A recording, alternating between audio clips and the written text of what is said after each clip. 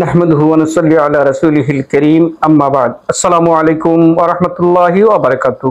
প্রিয় দর্শক, জি ভয়েস 24 এর নিয়মিত আয়োজন রমাদানের পয়গাম অনুষ্ঠান থেকে আপনাদের সবাইকে আন্তরিক মোবারকবাদ জানাচ্ছি।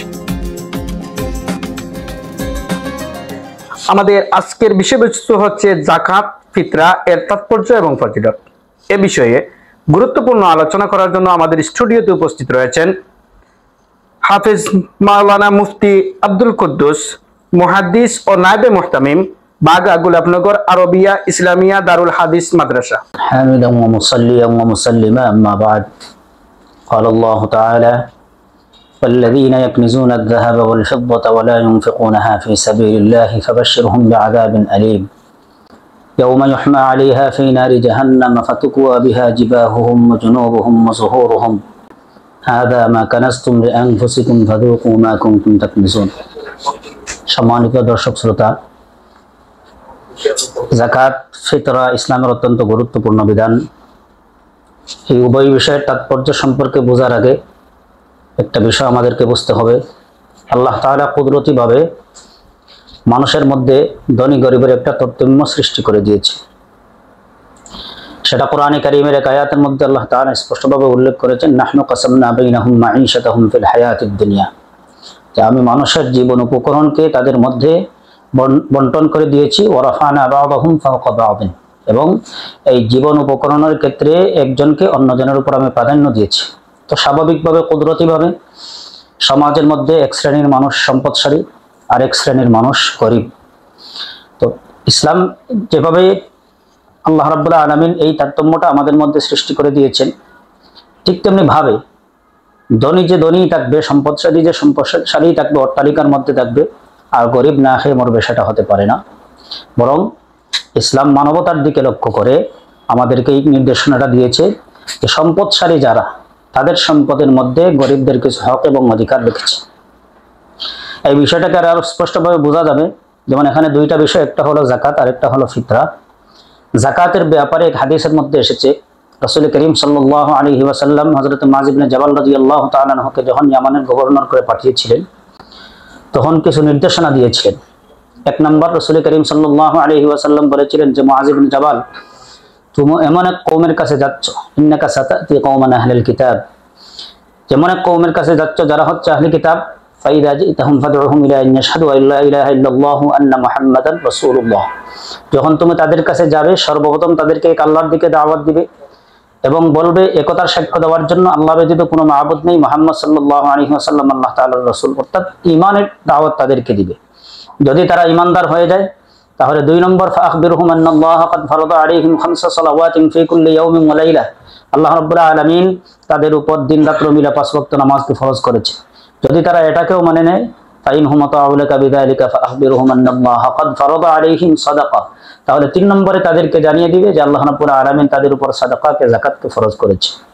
তো আমার যেই কথাটা বলা উদ্দেশ্য সেটা হলো, আল্লাহ রাব্বুল আলামিন যাকাতকে কেন ফরজ করলেন, এই বিষয়টাকে রাসূল করিম সাল্লাল্লাহু আলাইহি ওয়াসাল্লাম বলতেছেন, তুখাযু মিন আগনিয়াইহিম ওয়া তুরাদ্দু আলা ফুকারাইহিম, যাকাতকে উসুল করা হবে ধনীদের থেকে আর সেটাকে গরিবের কাছে পৌঁছে দেওয়া হবে।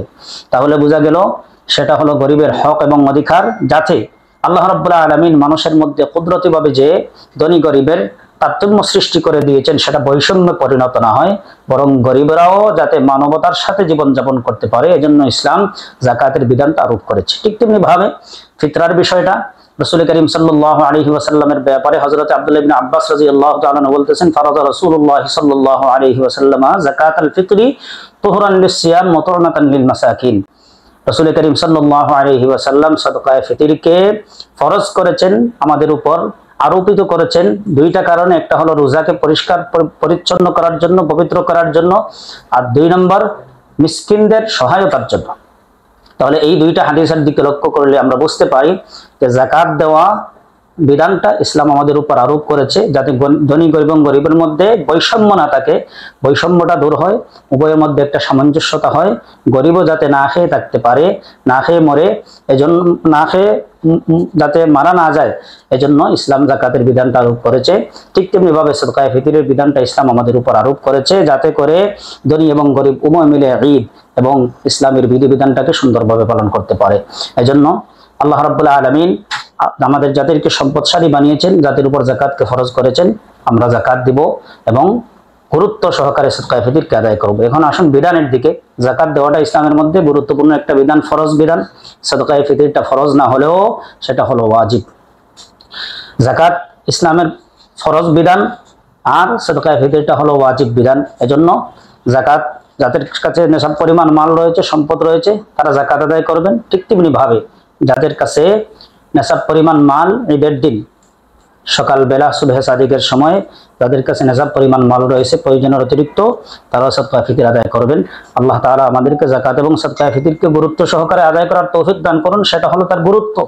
কিন্তু কোনো ব্যক্তি যদি সেই গুরুত্বকে গুরুত্ব না দেয়, যাকাতকে আদায় না করে, তাহলে কোরআন সুন্নাহর মধ্যে তার প্রতি ধমক এসেছে। যেমন আমি আপনাদের সামনে যে আয়াতটা তিলাওয়াত করেছি, সেই আয়াতের মধ্যে আল্লাহ রাব্বুল আলামিন যারা যাকাত প্রদান করে না তাদের শাস্তির কথা উল্লেখ করেছে। আল্লাহ তাআলা বলতেছেন, আল্লাযীনা ইয়াকনিজুনা আয-যাহাবা ওয়াল ফিদ্দা, যারা স্বর্ণ এবং রূপা সম্পদকে সঞ্চয় করে রাখে, আর ওয়ালা ইউনফিকুনাহা ফি সাবিলিল্লাহ, সেটাকে আল্লাহর রাস্তায় তারা খরচ করে না, ব্যয় করে না। আল্লাহ তাআলা বলতেছেন, ফাবাশশিরহুম বিআযাবিন আলীম, ওগো নবীজি আপনি তাদেরকে যন্ত্রণাদায়ক শাস্তির সুসংবাদ দিন। শাস্তির তো সুসংবাদ হতে পারে না, তার মধ্যে বোঝা গেল সেটা ধমক স্বরূপ বলেছেন।